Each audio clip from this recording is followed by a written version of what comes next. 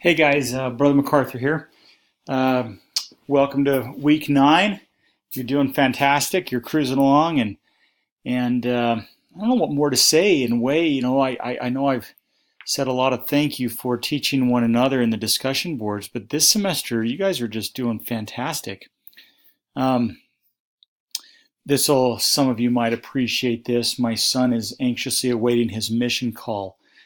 And each day they say, hey, it's coming, it's coming. He goes to the mail and it's not there.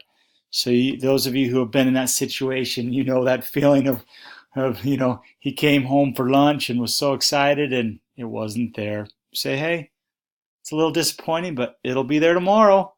And I don't know how many days we'll have to say that. But anyway, exciting times.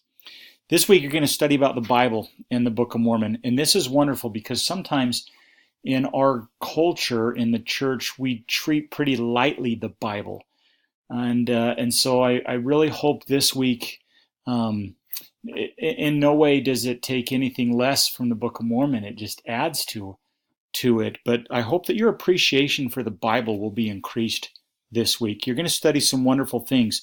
Elder Ballard right here on the Miracle of the Holy Bible is fantastic. Even the Bible translation process for Joseph. And then the Latter-day Saint canon, you're going to look at what is Scripture.